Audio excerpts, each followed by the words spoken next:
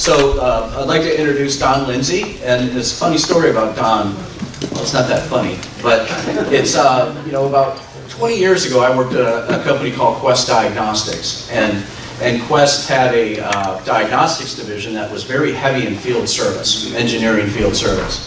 And somehow I got in contact with Don, who was I think at Eaton, was that? Yep. Who had developed and built out the QAD functionality for field service specifically, and they had a huge group.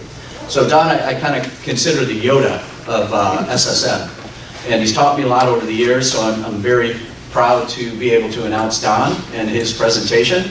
So Don, take it over. Thank you. Your name is Scott. That's good. Well, good morning. How are you doing?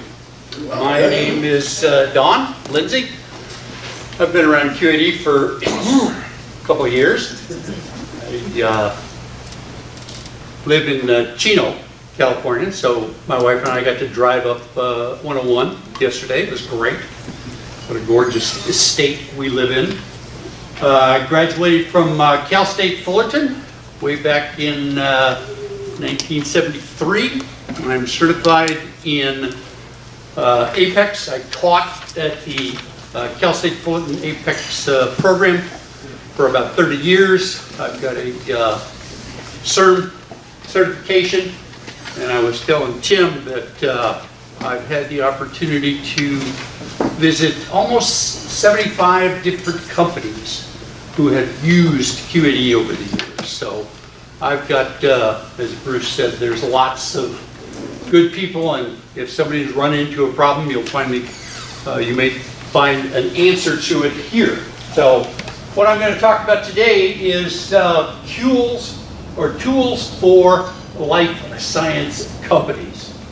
Life science, what is life science? Well, Jennifer kind of gave us a quick overview. It's biology, it's botany, zoology, microbiology, physiology, biochemistry, and I've got a twin brother who's a PhD psychologist, and they're even talking about psychology now as a life science.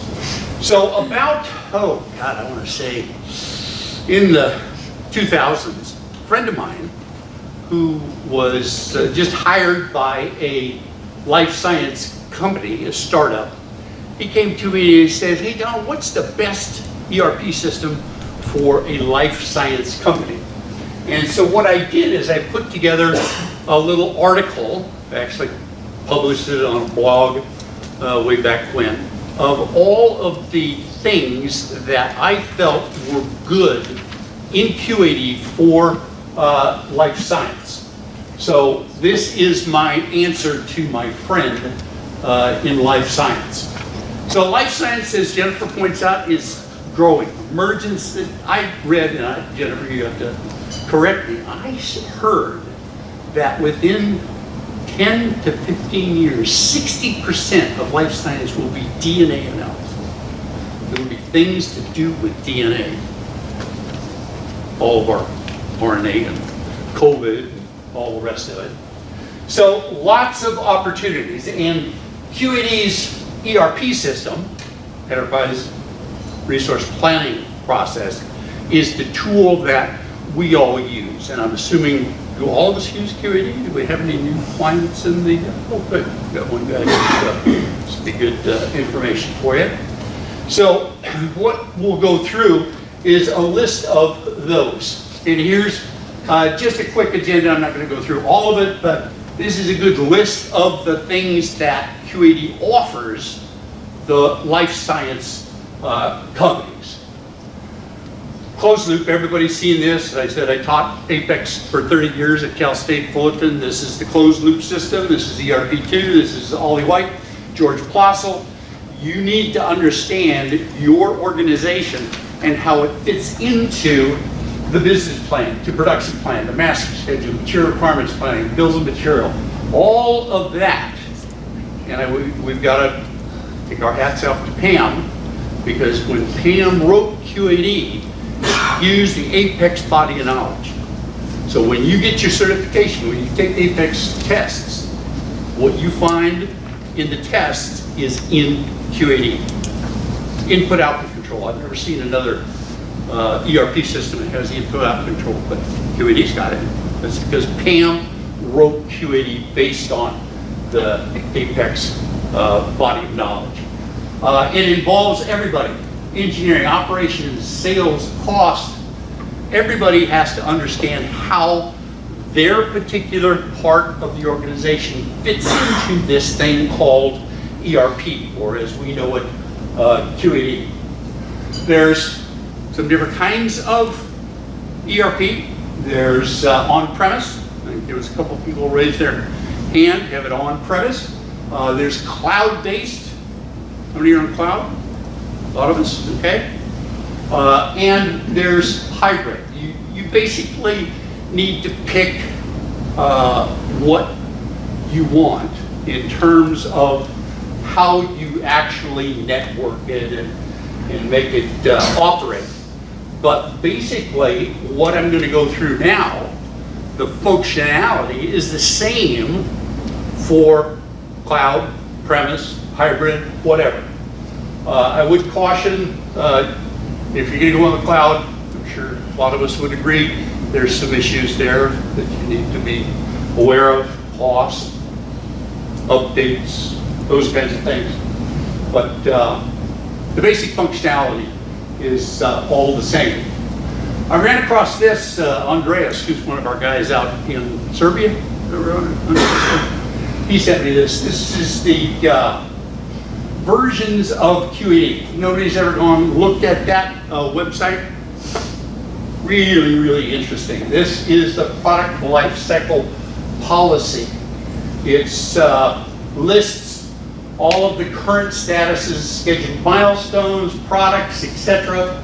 And it covers all of those different applications that you may or may not have on your system. But it gives you general availability, extended support, maturity, retirement, is it archived against phase, sales, customer support, professional services. So you really ought to take a look at this and understand where you sit on this hierarchy. Am I at 2070 EE, 2012 EE1, right on your up, which we used to be. So this gives you a good feel for where you are, when you might be faced with upgrade.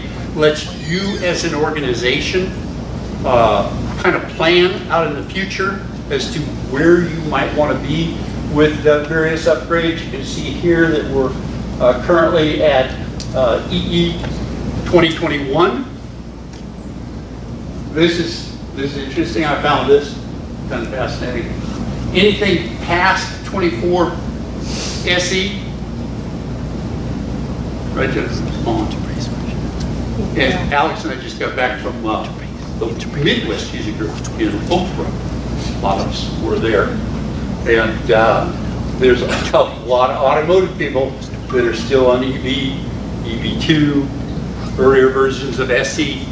So you really need to have a feel for where you sit on that relationship and what that means to your upgrade path. Modules. What modules do you have installed?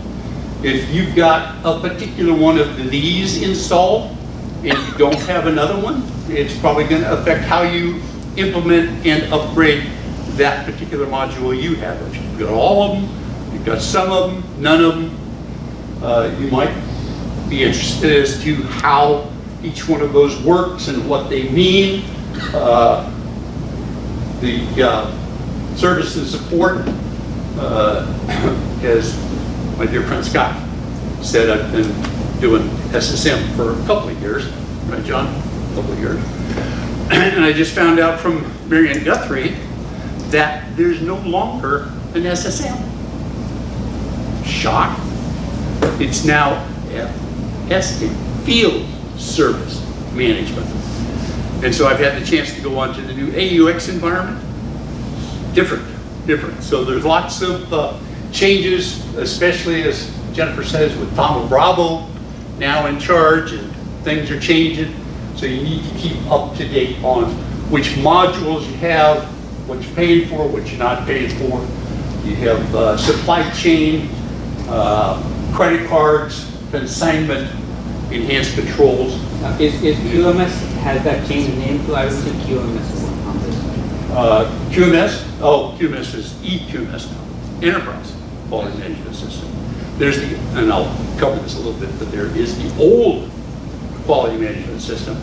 There's also an older quality management system, and there's new CBOS, or what is now called EQMS. So that's as somebody said, more money, right?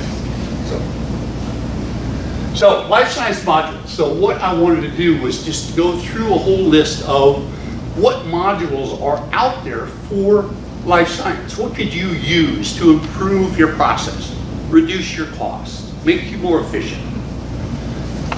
Security. Anybody seen the movie The Smartest Guy in the Room?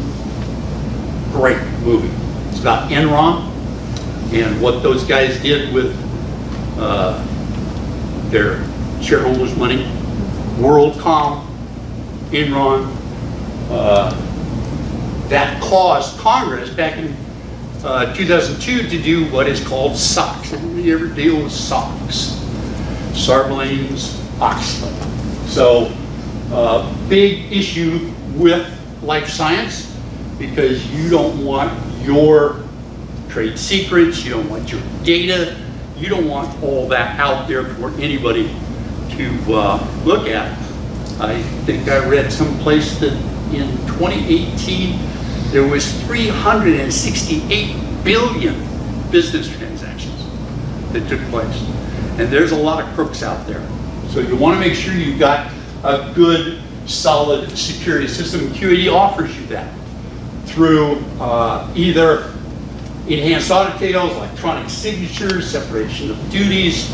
All of these are in the QAD system, allow you to lock down your system. Here's the 36.3 system security menu. You can see we've got user issues. I'll talk a little bit about roles and responsibilities, Active Directory. I saw that on David's presentation for security.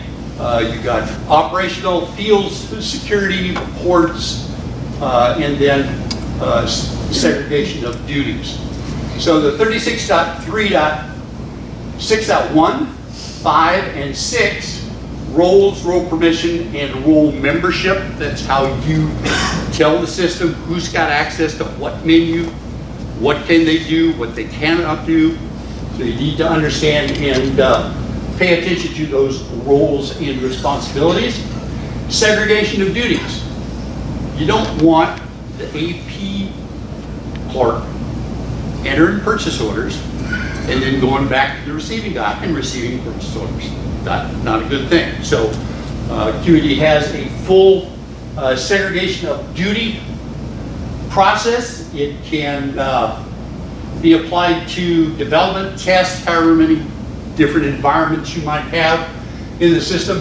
And it basically ensures that testing and validation, as David talked about, is independent of the programmers who did it, and that network administrators are independent of those developers. So they want to segregate that, and this tool helps you identify and keep those functions separated. Enhanced Controls also has what is referred to as audit tables and e-signatures. Audit tables, auditors love this stuff.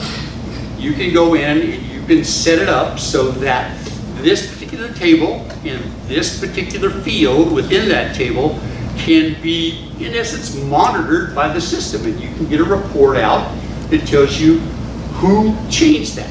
Who was the idiot that went into the item master file and changed the lead time? You can do that with that quality audit table functionality.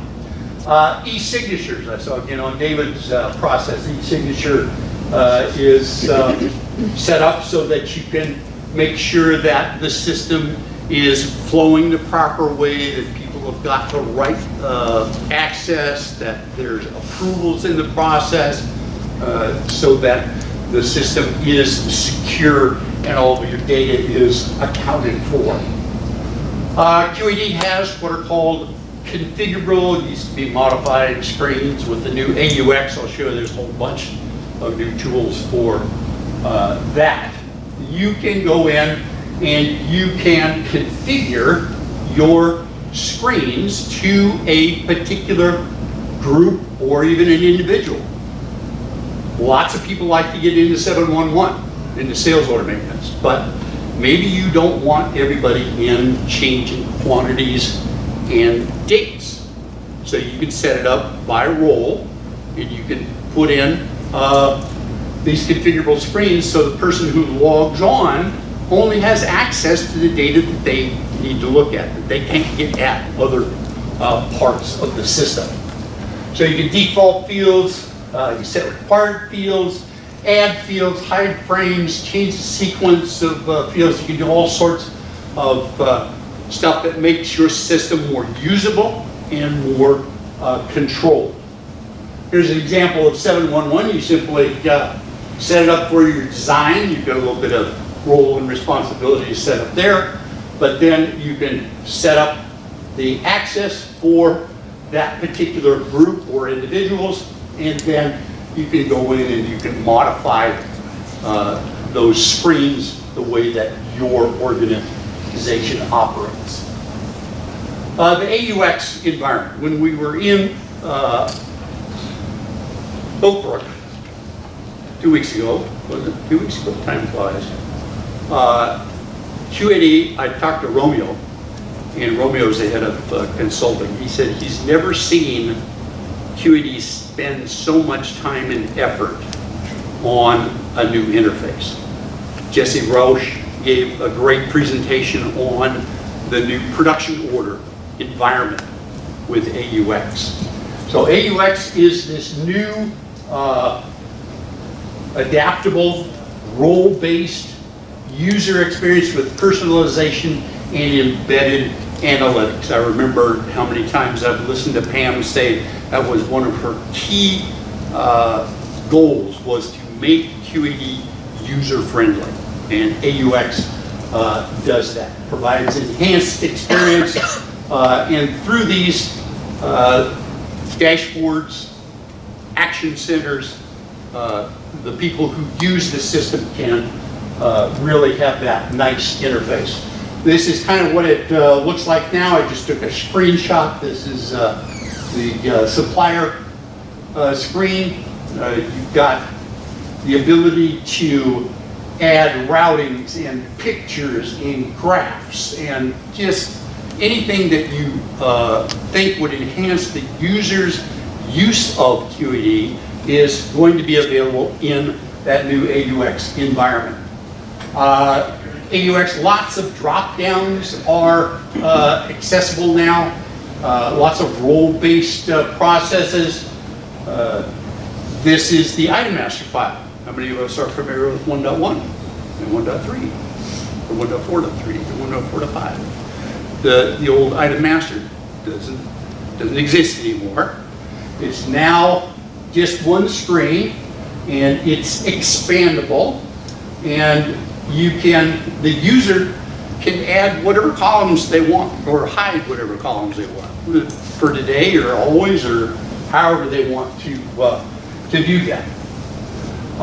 This is just a series of screen prints, but I did it just to give you a feel for what that AUX environment is. So this is the item master file, and remember 1.4.1, 1.4.3, the frames, and that's not there anymore. Now you've got this nice little slide bar thing that goes down through planning. Remember that used to be 1.4.7, no longer. ATP, pricing, cost, GL cost, site, service and support, inventory data, all by accessing one menu and using this little slide bar process for that. So AUX is really a cognitive ergonomic system.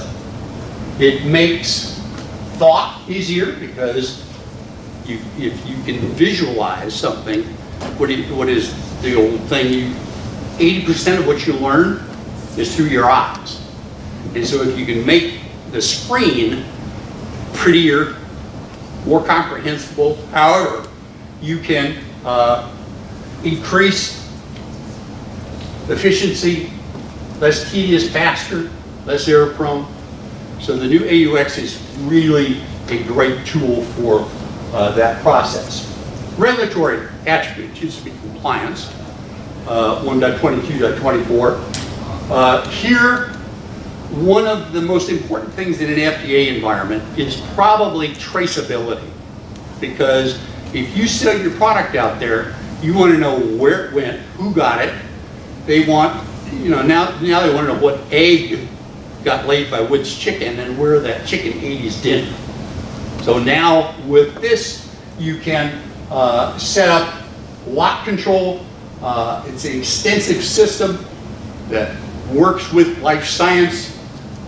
You can have lot and serial number assignments. If you work in life science, I'd be willing to bet you use serial numbers, or at minimum lot numbers. So you can keep track of that. You can assign assay or characteristics. I'll talk about item attributes that you can use, unique expiration dates, batch processing, lot group assignment numbers, so you can slice and dice data real good. It's a tool that lets you have that complete traceability from supplier receipt through the shipment and even out into that install base. Here's the 1.22 regulatory attributes. It's lot maintenance. You can do production order maintenance. If anybody is using, I think 2016 EE and above, you have the capability of using production order. Anybody use production orders yet? Underwriters using production orders. Production orders are the new work order. So what used to be 16.1 is now 16.3.1. Menus all changed. So you can set up production order maintenance. You've got groups of lots that you can put together. A lot of us have that requirement in shipping product. Controlled substances, lot master bill. Here's the lot master. You can set up various kinds of lot numbers and serial control. If you have a 0 in your 1.22.24, you can allow duplicate numbers, or you could set it at 1 and have unique item lot combinations, or you can set it like we've got a Genmark, totally unique lot serial control. So depending on what your life science environment is, QAD allows you to do that. The controlled substances, 1.22.16, controlled substances, anything that has to do with opiates, stimulants, depressants, hallucinogens, anabolic steroids. The DEA, the drug guys, they want you to keep track of that. So this controlled substance menu allows you to look at how it was made, how it's used, how it's handled, stored, and distributed within the system. So you can take a look at that 1.22.16. Here are the controlled substance authorities. You can set it by authority, by site, by customer, so you can get it down to a real gnat's, excuse me, French, ask as to who does what to whom and what controls that, that process. Quality management. I mentioned quality management before. This is the old 19. These down here, QM, I got a hold of Guido. Everyone knows Guido, right? Guido said that this is a series of older quality management functionality that certain customers did not want to get rid of, and so they embedded it underneath the old quality management system. But you can do test specifications. You can specify what kind of tests. If you're in life science, you have to do that. You can set up quality orders. So you can have a quality order that keeps track of those tests. You can do production testing right within the routing of the work order or the production order.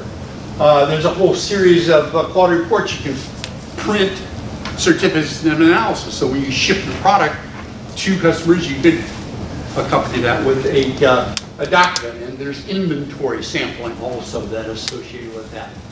So in 2012, QAD acquired Cbos, and I think it was in 2018, 2019, again, but this is when they rebranded Cbos as QAD EQMS, so Enterprise Quality Management System. And you can see that Cbos has a whole bunch more things than the old quality management. It says audit, complaints, CAPA, NCR, project management, risk analysis, training management.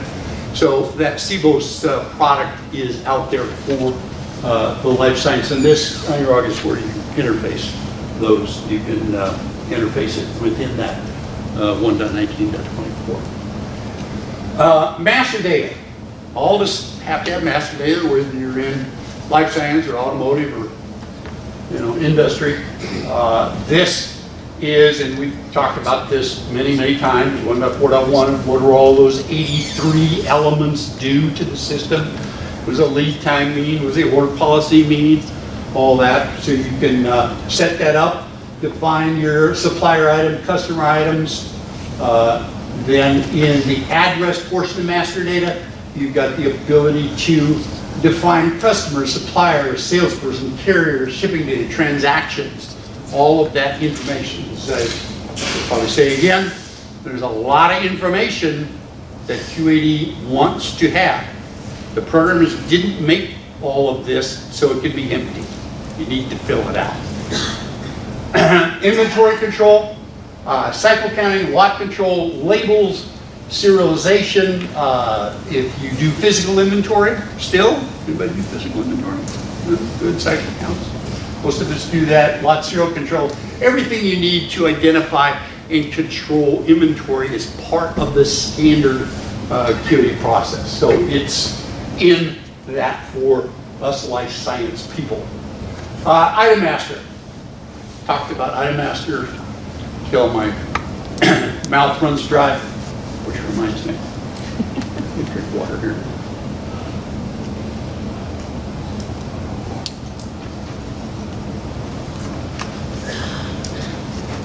Part number, uniqueness of identification. Remember, one part number, one thing, not part numbers for multiple things.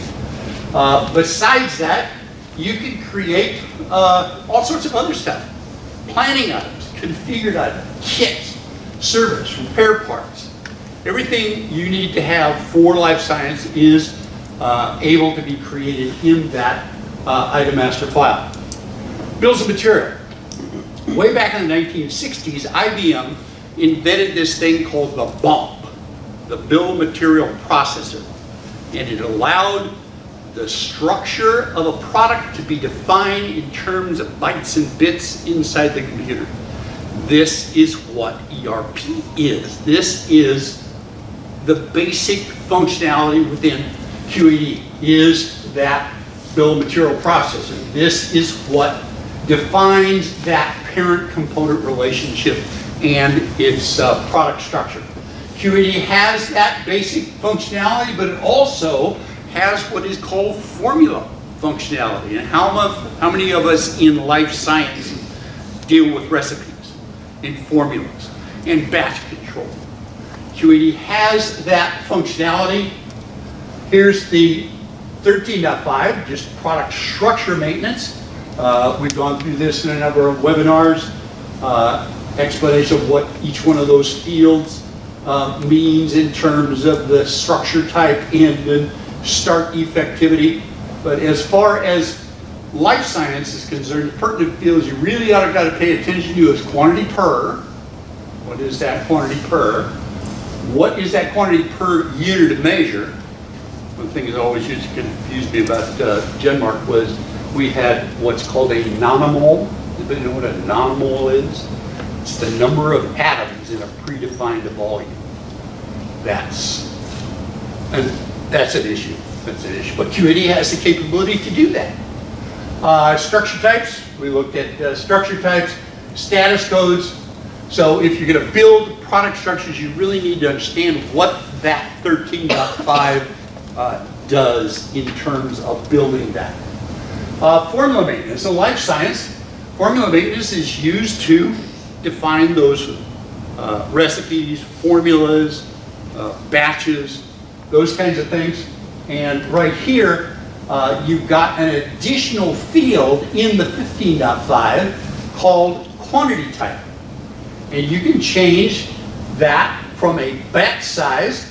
Maybe some of us use percentage of batch. So that if you up the batch, that particular component is based upon a percentage increase as opposed to maybe a scientific calculation of what the batch is. And if you just use black, it's just like 13.5, just a regular bill of material. Advanced repetitive in manufacturing, a discrete work order, part number, quantity, date, is usually how you assemble and fabricate things in your organization.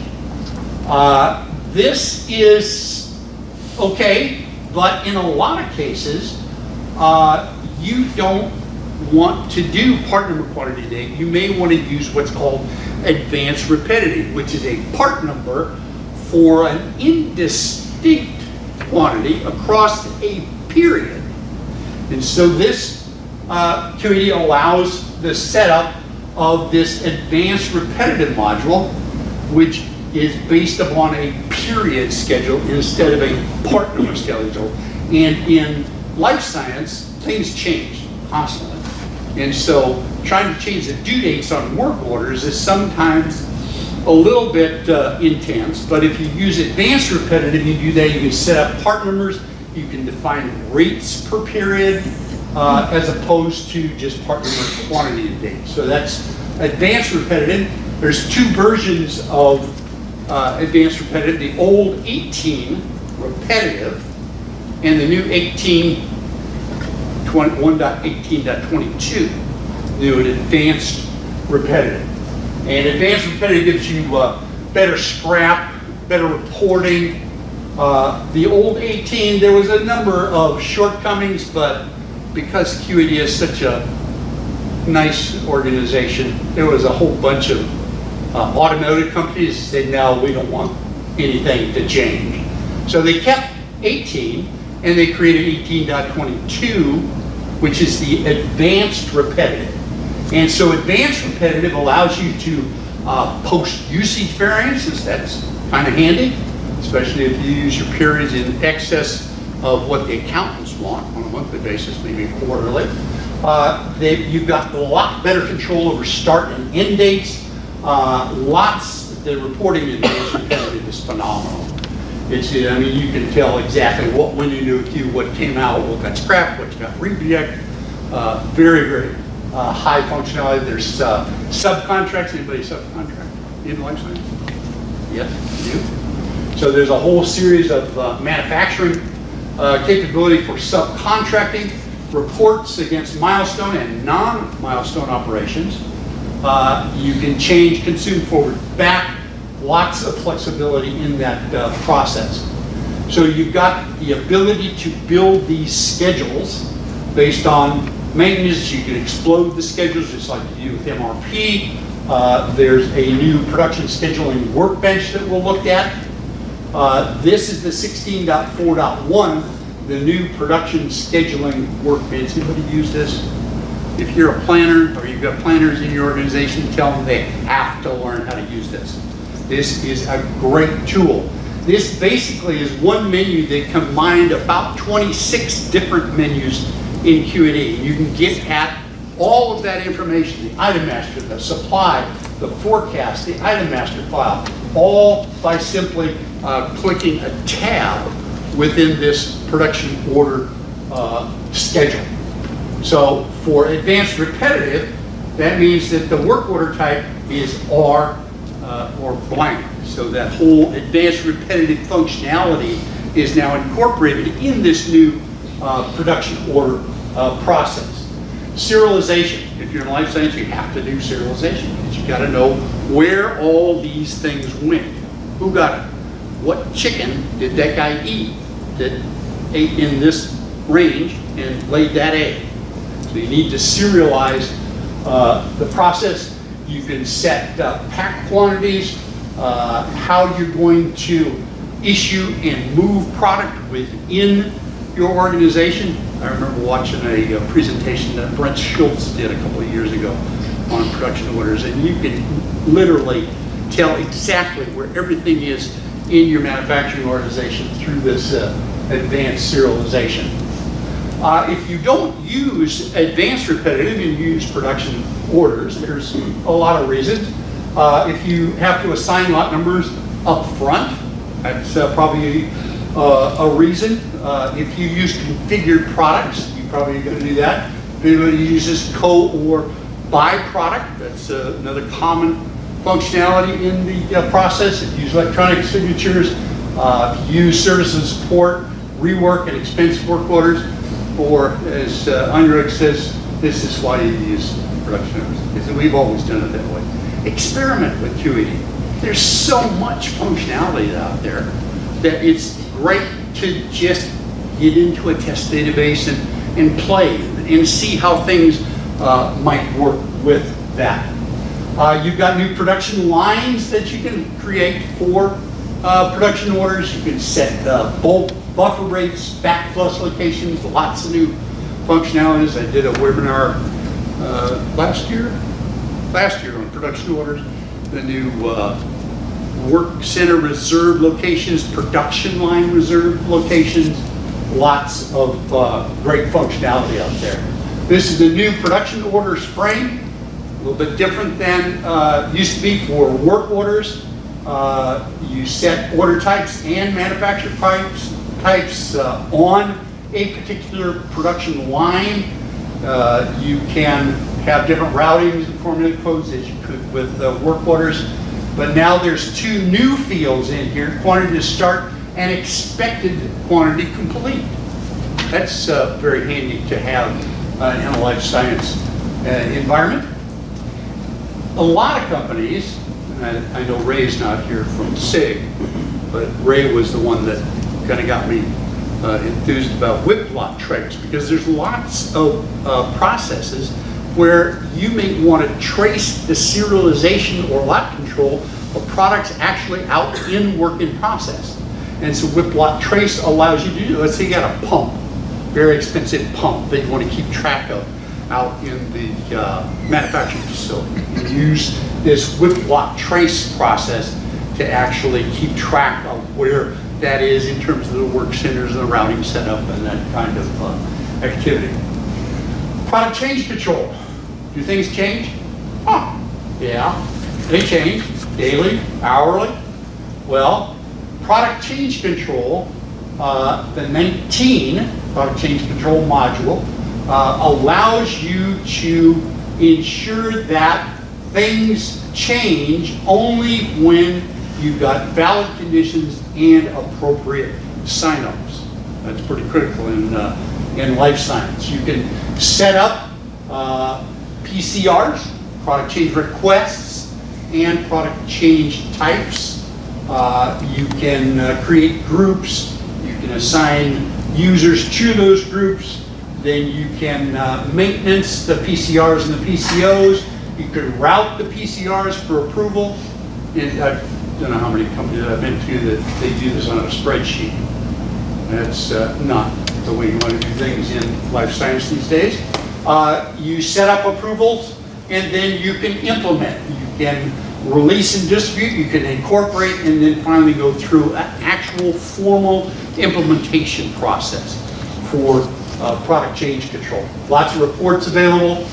Item attributes. This is IAQ was released a couple of years ago, and this allows you to really nail down item, category, BOMs, purchase, sales orders, production components, inventory lot attribute orders, exactly what you've got.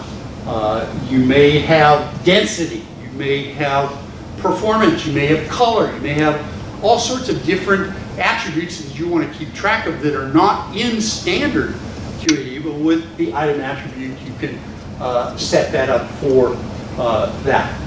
Processes. All of us are familiar with work orders and routings. Routing may maybe not so applicable for life science, and so this allows you to do a runtime per batch quantity. You've got yield calculations for both cost and CRP. MRP, I've had probably 15 MRP webinars. How does MRP work? And this really tears at my heartstrings because yesterday was my birthday. I'm 75 years old, and most of the young kids who are coming up, they don't understand this. They don't understand how MRP works. They get reports out. Oh, okay, well I'll do that. So you got to pay attention to how material requirements planning works in your life cycle arena. And remember, it's not the system, it's the people that make the system work. QAD has capacity requirements planning. If you've got big vats of product and batches and mixing tubs, you want to know how much can you do in a day, how much can you process. Well, CRP in QAD gives you that capability. It's the function of establishing, measuring, and monitoring and adjusting the limits of the levels of capacity in order to execute the schedule. Pretty straightforward. QAD, and this is one of the reasons I gave Pam kudos, because QAD is built on Apex foundational body of knowledge. This is one of the few ERP systems I've ever seen that actually calculates your efficiency and your utilization, because efficiency times utilization gives you the productivity factor. You multiply the productivity factor times gross capacity, and that gives you your rated capacity, which is where you plan MRP and CRP again. So it's all embedded in QAD already. This is an example of department load, work center. It's got detailed documentation. This gives the planner the ability to balance that because it changes almost on a daily basis. You can look at department capacity, load, cumulative. The 2022.1 master scheduling workbench, this is kind of the sister or the brother of 16.4.1. This is your master scheduling. So the MSW, PSW functionality, again, if you're not using it, you better go back tomorrow and tell your people they need to learn how to use this, because this is what controls. There's an old Apex axiom that the master scheduler runs the company. The president doesn't run the company. Or I just listened to, what was it?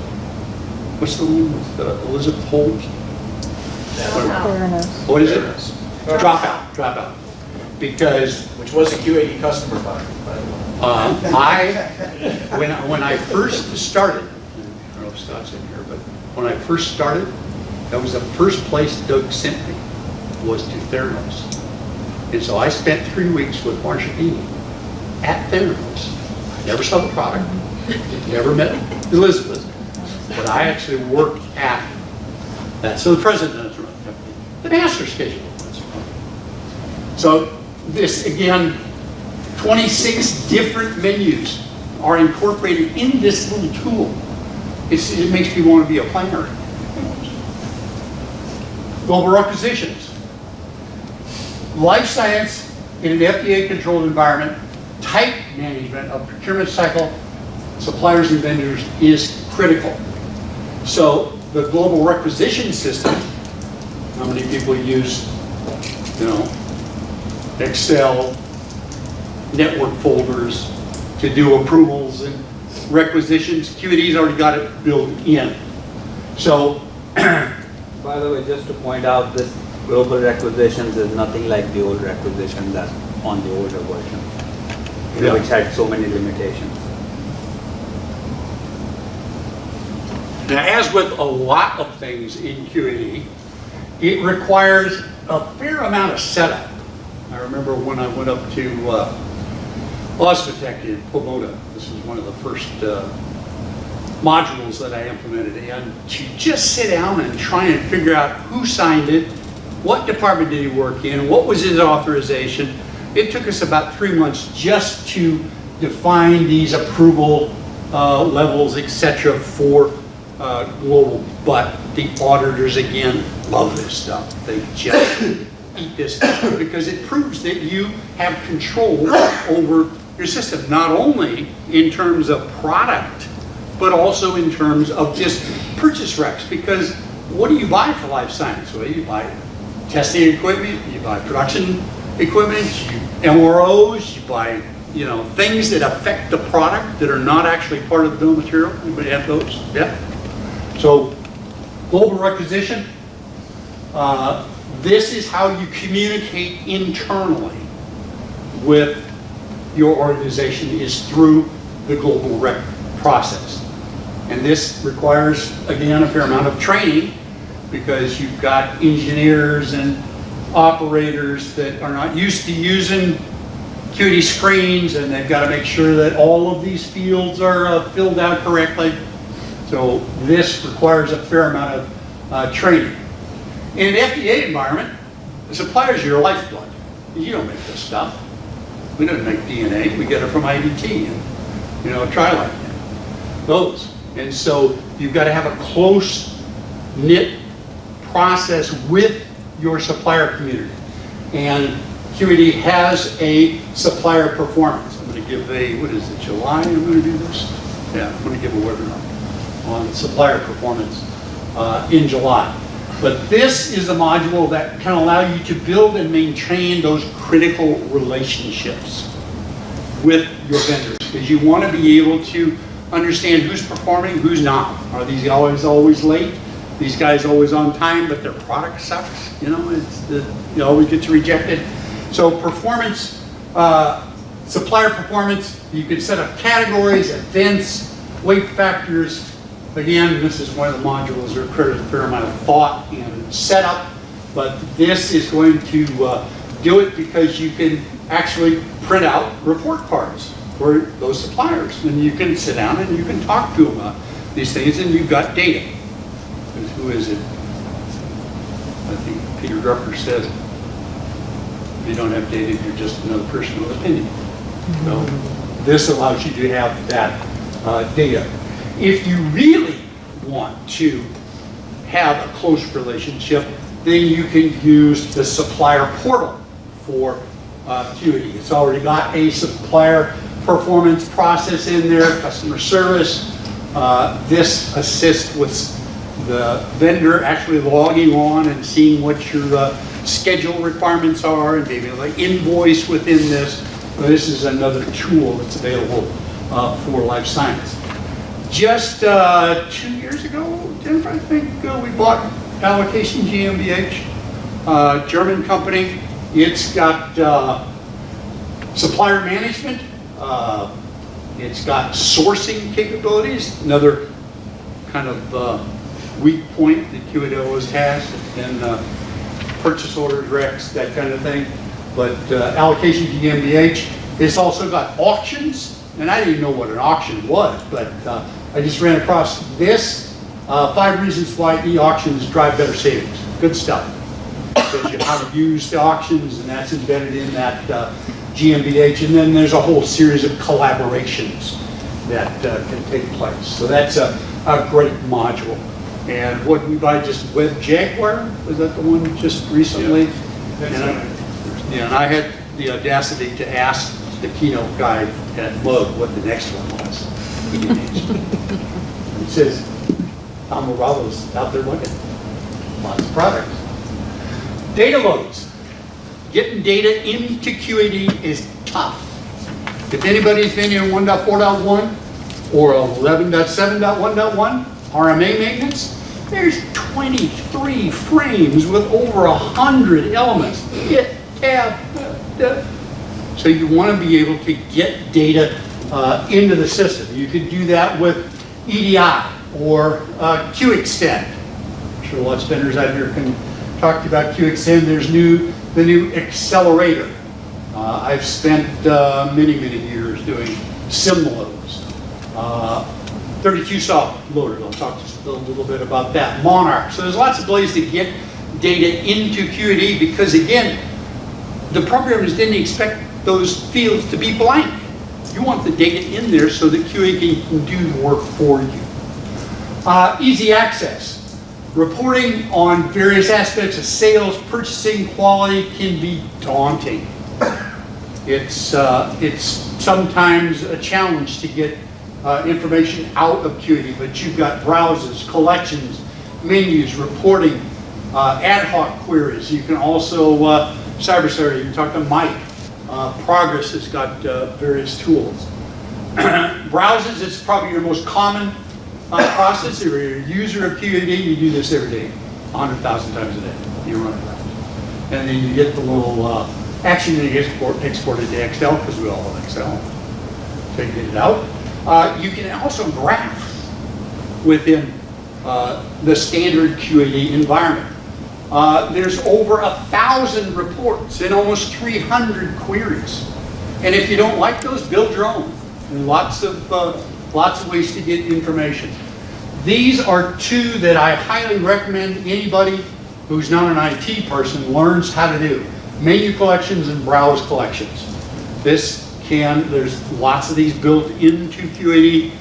Menu collections, browses, very, very effective tool for getting information out of the system. You've got 25.16, financial report writers. QAD has been through a couple of report writers. 2 or 3 that I can remember. But this has got cubes, so it's kind of BI almost. This is a trial balance view. This pretty much sits on top of the balance sheet and the income statement data out of the general ledger. So you can do that. Sales orders. Every ERP system has a sales order process, right? That's just standard. However, sales orders in life science can get real complicated, real quick. And it's just like work orders. Work orders are part numbers, quantities, and dates. Sales orders are part numbers, quantities, and dates. So changes to those sales orders can be intimidating, to say the least. And depending on the complexity of your product, you have assay percentages, all that kind of stuff. So QAD offers a number of different tools for sales order management. Quotations, I'll talk just a little bit about customers. If you use RMAs, like Genmark, we give our razors to the customer to keep track of them, and we sell them razor blades. And that's how you make your money. So there's pricing, credit, pre-shipper. Anybody still use 7913, the old shipper data? Or do you use the new advanced shipping, 7.9.1 and 7.9.2? You've got configured products, precision. I forget, Jen, when did QAD buy for precision? Probably 2014, maybe, sometime around there. This is a trucking shipping process that is available if you want to. Like Scott says, it costs more money, but it's all right. So here's the sales order menu, just standard sales order maintenance, just lots of ways to print, confirmations, allocations. This is a tool that the planner really has to understand customer service in terms of allocations. Cost revaluations, pricing revaluations, credit, available to promise capabilities. If a customer calls up and wants you to ship a product, can you tell them when you're going to ship it with any confidence? ATP will give you that functionality. Here's sales order administration, my favorite, 7.1.1. This is used to record an item sold and who you sold it to and what the requirements are. So this is a key part of that life science. Because life science sometimes finds it hard to use sales orders, this customer schedule functionality came out of the automotive processes back in the Midwest, where you can put in a schedule into QAD and ship against a schedule as opposed to a discrete work order. So this has calendars, dock periods, you can do labels, you can manipulate the customer schedule. Here's the 7.3.13 customer schedule maintenance. This is basically a special kind of sales order that not only gives you the regular dates, but also includes item planning fields, other fields within that customer schedule. So schedule processing usually is going to be an intensive process within that life science environment. Are you shipping to Walmart or CVS, like our gal up there must do? So you've got that capability to keep track of those sales order shipments. A lot of companies now require serialization of shipments.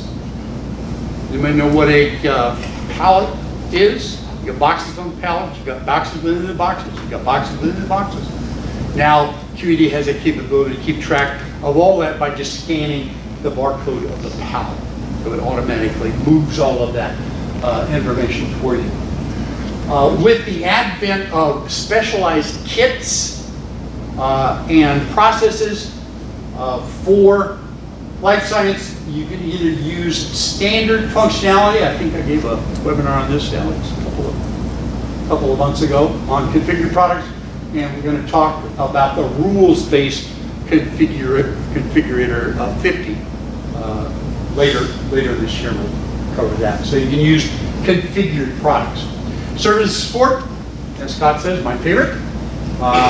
Call management, install base, scheduling, contracts, warranties, and again, it's no longer called SSM, it's called FSM, Field Service Management. So calls, this is where anything that the customer wants to know, is it a question, is it an issue, is it going to lead to a CAPA, whatever.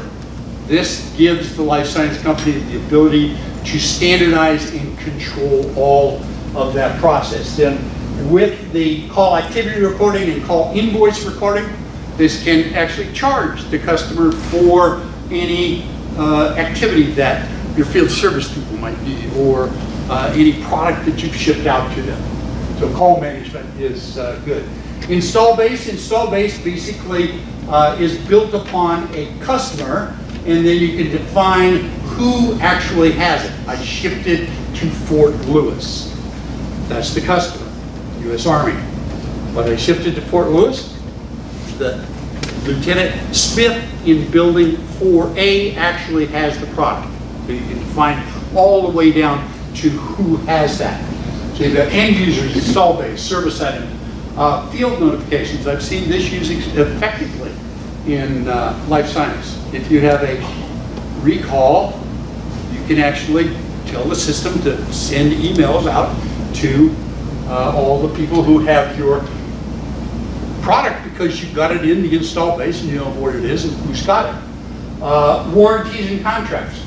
I worked with a company down in Texas that got 100% of their revenue through contracts and warranties. Now, they were in the oil field industry. They made huge pumps the size of this room, and they would rent those out to customers in the oil fields down in Texas, and they made 100% of their revenue. I've seen in life science, warranties, contracts, on your own. They give the product to the customer, but they charge them for rental of the equipment. So that all is included in the process. Fixed assets. Do you still maintain the ownership of that product? The oil industry people did. So they had to depreciate that over time, as in fixed assets. So QAD has a fixed asset control. We're going to do this in June, Alex, and we're going to talk about fixed assets. So this allows them to track depreciation for all those kinds of instruments and stuff out in the field.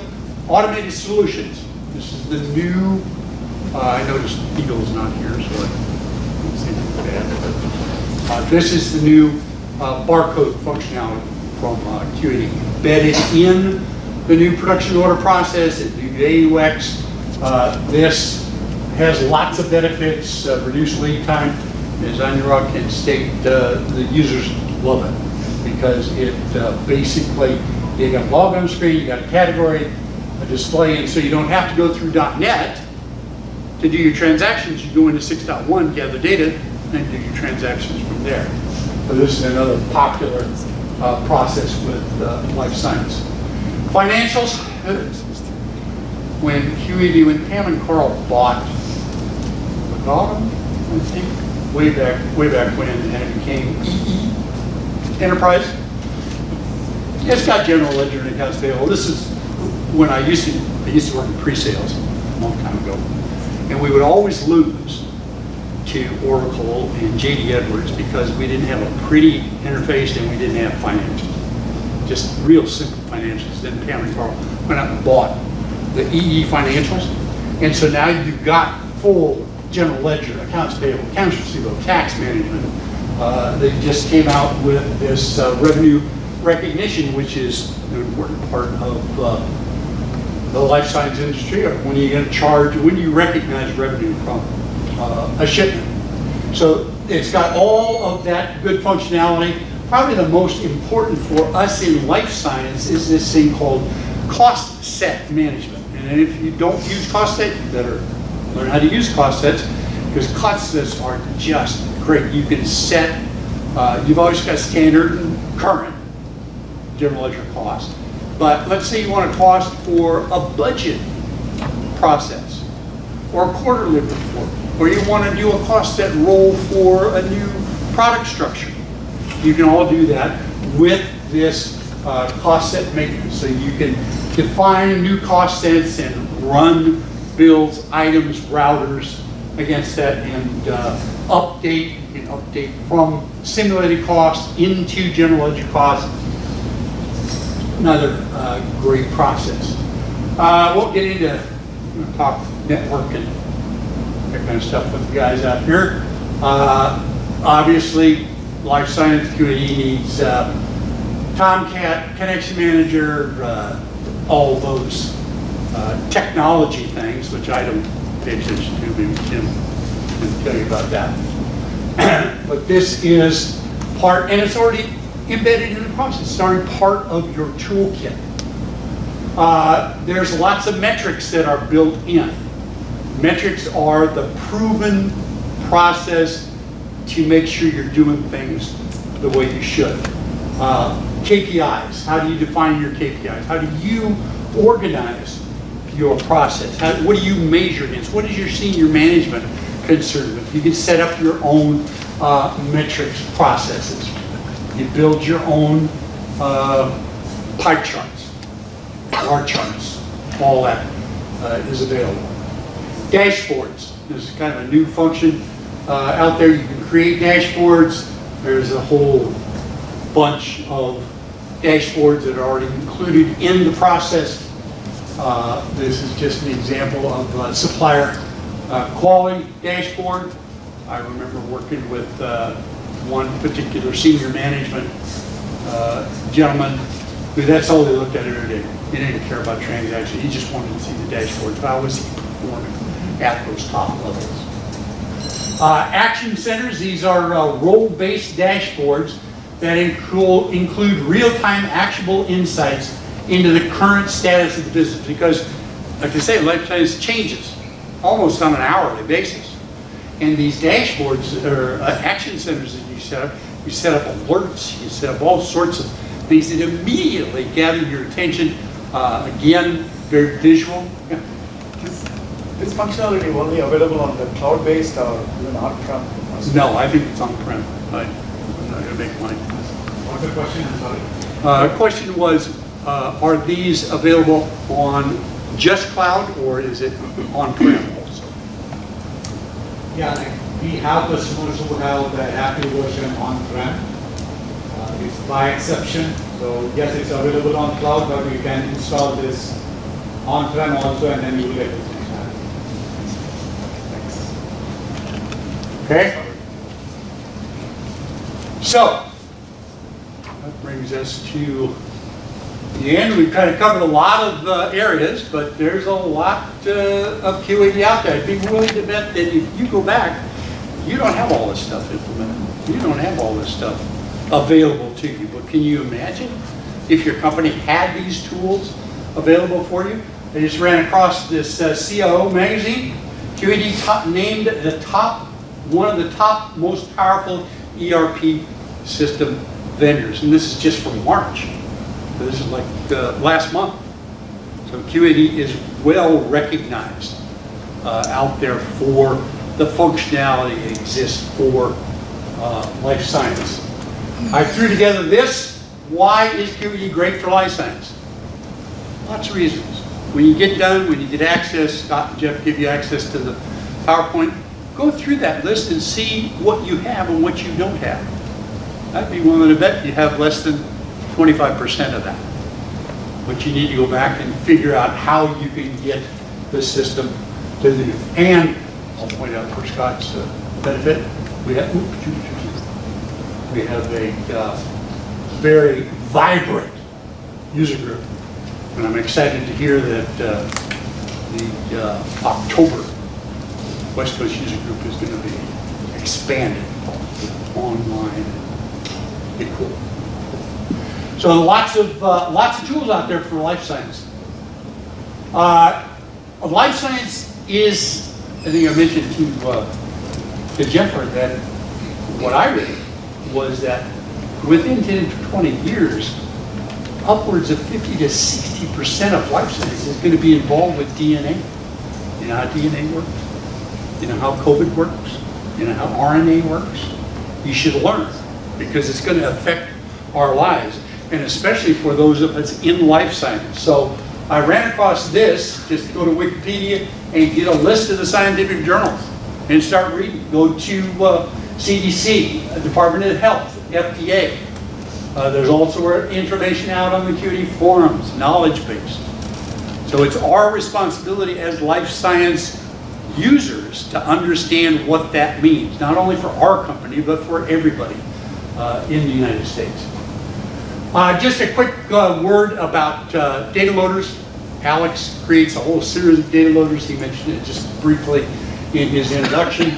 100% SOX compliant, numerous cloud, works with SEEE, free 90-day trial. Christian, Andrea, Selena are there to help. You can test it out, tell your senior management how it's going to save you money. It's a great set of tools available for you. So are there any questions? If you got any questions, send Alex, myself, Denise an email. And I appreciate your time and consideration, and that's life science.